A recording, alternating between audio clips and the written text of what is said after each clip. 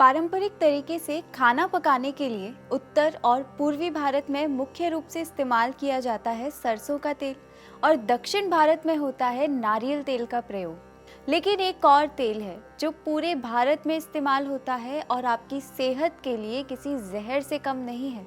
ये है रिफाइंड तेल। तो चलिए जानते हैं रिफाइंड तेल कैसे आपकी सेहत को खराब करता है और इसके क्या विकल्प आप प्रयोग में ला सकते हैं।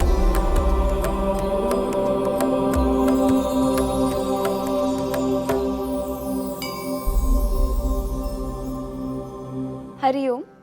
सात्विक जीवन में आप सभी का स्वागत है। मैं डॉक्टर नेहल शर्मा, सात्विक जीवन के इस पथ पर आपकी सारथी। आपको जानकर हैरानी होगी कि 2023 में पाम ऑयल भारत में सबसे अधिक उपयोग में लाया गया और इसका इस्तेमाल 8 मिलियन मेट्रिक टन से भी ज़्यादा किया गया। दूसरे नंबर पर था सोयाबीन का तेल। और आप ध्यान दें तो ये दोनों ही तेल पारंपरिक तौर पर भारतीय भोजन का हिस्सा कभी नहीं थे और पाम ऑयल यानी वनस्पति तेल का उपयोग भी आज से कुछ दशक पहले न के बराबर था। हमारे यहाँ इस्तेमाल होता था देसी घी, कच्ची घानी या कोल्हू से निकाला गया सरसों, तिल और नारियल का तेल। Soybean, sunflower, rice bran, groundnut, refined oil ये सब देश में लाए गए ये बताकर कि जो घी में फैट है वो आपकी नसों को ब्लॉक करता है और हृदय संबंधित बीमारियां उत्पन्न करता है। पर क्या ये सच है? बिल्कुल भी नहीं। देखिए, पहले के समय में जितनी कार्डियक प्रॉब्लम हमारे देश में नहीं थी, इससे कई गुना ज़्यादा अब हैं। यहाँ तक कि 24 से 26 साल के युवाओं में भी आपको बढ़े हुए कोलेस्ट्रॉल, ट्राइग्लिसराइड मिलेंगे। इनका कारण घी या कच्ची घानी का तेल तो बिल्कुल नहीं है, क्योंकि वो तो हमने प्रयोग में लाना छोड़ दिया है या बहुत कम कर दिया है। और आज इस बात के पर्याप्त प्रमाण हमारे पास हैं कि बढ़ती हुई कार्डियक दिक्कतें, हाई कोलेस्ट्रॉल, हाई लिपिड्स का एक बहुत बड़ा कारण है रिफाइंड तेल। और ये खराब क्यों है, इसका कारण छुपा है इसके बनने के तरीके में। तेल को रिफाइन करने के लिए बहुत से तरीके प्रयोग में लाए जाते हैं, जैसे एसिड या एल्कली इनमें मिलाना, ब्लीच करना, फिल्टर करना, डिओड्राइज करना और एक केमिकल का इस्तेमाल इन सब में किया जाता है जिसे कहते हैं हेक्सेन।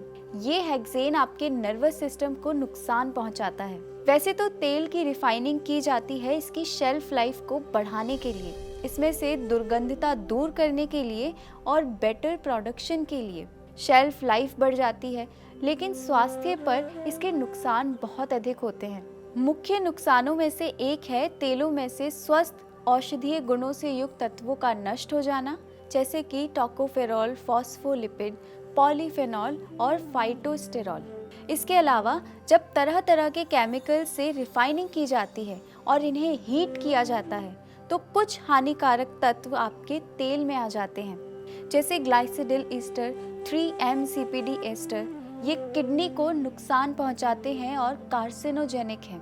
हानिकारक ट्रांस फैटी एसिड, जिसे सबसे खराब फैट की श्रेणी में रखा जाता है और ये आर्टरीज को ब्लॉक करते हैं। टाइप 2 डायबिटीज का भी एक बहुत बड़ा कारण है। इसलिए जो गुण राइस ब्रान में है, तिल में है, सरसों में है या सोयाबीन और मूंगफली में है, वो गुण इससे निकलने वाले रिफाइंड ऑयल में नहीं है। रिफाइंड ऑयल की ये बॉटल ना तो कोई खास विटामिन्स देती है, ना मिनरल्स और ना एंटीऑक्सीडेंट्स।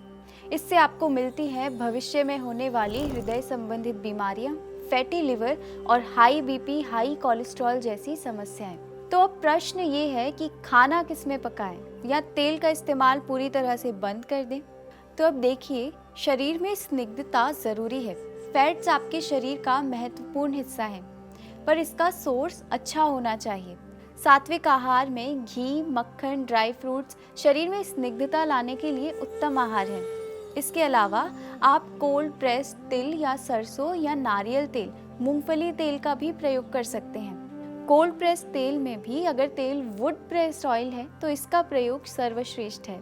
अब आप भले ही रिफाइंड तेल की बोतल घर में ना लाएं, पर आप इसका प्रयोग बहुत से छुपे हुए फूड प्रोडक्ट्स में भी करते हैं, जैसे ice cream, frozen dessert, ketchup, market में और रेस्टोरेंट्स में मिलने वाले सभी तरह के खाने में, bakery food, bread, cake, chips, ये सभी रिफाइंड ऑयल में बनकर ही तैयार किए जाते हैं। इसलिए इस तरह के आहार से भी आपको बचना है।